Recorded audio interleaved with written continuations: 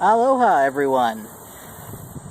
The other day, Guardians of the Galaxy Volume 2 was released on Blu-ray. So, of course, I got it. And I watched it again.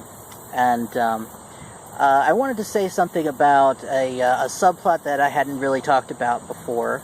The romantic subplot, the romance between Star-Lord and Gamora. And I remember when the movie hit theaters, the movie was pretty well received, but one of the complaints that I was hearing from it, a lot of people were complaining about the romantic subplot. They didn't like the romance between Star-Lord and Gamora. And maybe I'm weird, but I'm really into that love story between Star-Lord and Gamora, and maybe because it's a little unusual. If you compare it to other space operas, like Star Wars, there's a romantic subplot about Han and Leia. And in this Han and Leia, Han is a scoundrel. He's a charming scoundrel, but he's a scoundrel. And Leia knows this, and she's resisting her feelings for him until she finally gives in to his charm. And that's not to say I don't like that. That's a lot of fun to watch. I do enjoy that. But in this movie, it does something different, and something that seems to speak even more to me. In this movie, we see that anytime Star-Lord is turning on the charm, and we know he's a ladies' man, we know he can charm the ladies, but anytime he turns on the charm, that Gamora just shuts down. She just is not having any of that. It started in the first movie. The first time he tried to charm her, it started when he was telling her about the Walkman and the connection that he has to his mother, and she seems to start to respond to him as she's learning that about him, and then he starts to turn on the charm, put the moves on her, and then he gets threatened with a sword. So she's not having any of his charm, but in the second movie, we see where I first realized that I'm really digging the love story is when Ego has first appeared. He goes to take a whiz, as he says, and he looks at Gamora and says, "I'm not buying it." She said, "Let's go for a walk," and the two are having a conversation about how he once told her that he used to tell people that David Hasselhoff was his father, and that she loved that story, and he says he hates that story. He told it when he was drunk. And I realized that when the two of them are alone together at this point in the story, she is Zoe Saldana, and kudos to Zoe Saldana. She's playing the character who is normally this tough as nails, no-nonsense former assassin. She's playing it a little softer, a little warmer, and she's very concerned about his happiness.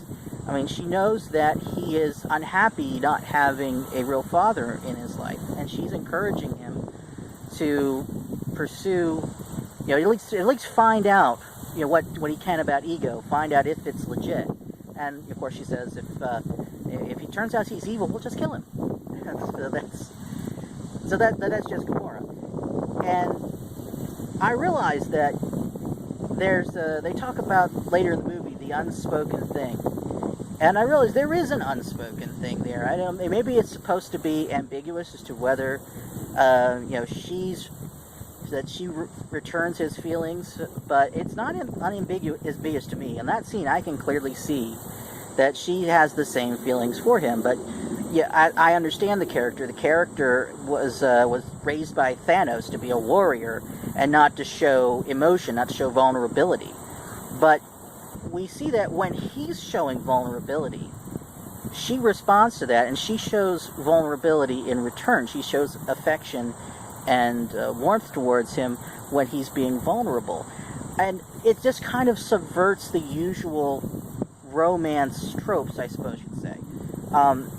Usually in a romantic movie or a romantic subplot in a movie, you'll see a lot of there'll be like the charm, like I talked about, or the grand gestures, or there'll be like just the perfect moments where, you know, just there's the moon and the music and the mood is just right, and they use that to convince you that the characters are in love. And it's not to say I don't like that. I mean, that's great stuff, but it's all like shorthand. It's all just kind of surface stuff.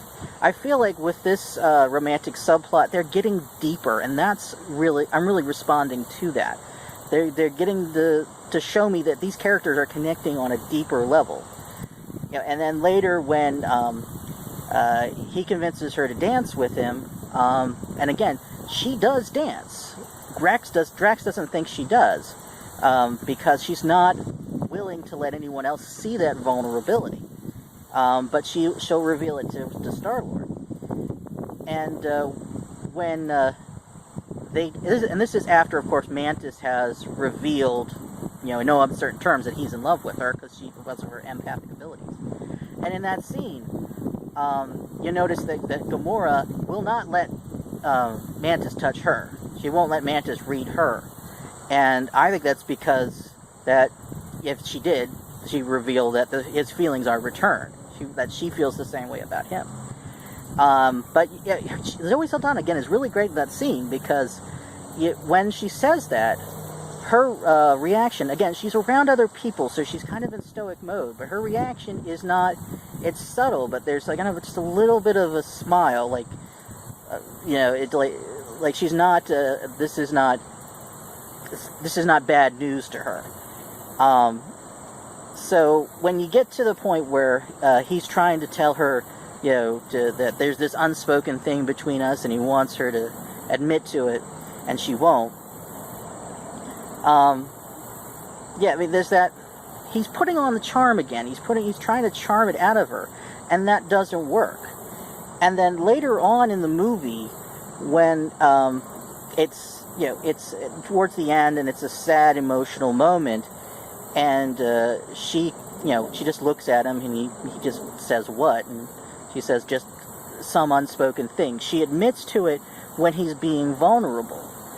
I mean, I'm seeing a deeper connection between these two characters through these smaller little moments of empathy between each other than I'm seeing in, you know, a lot of romantic movies where with the grand gestures and the like the perfect dates, the perfect moments and things like that. It's hitting me in my heart more to see that. So maybe I'm weird. Maybe other people respond more to the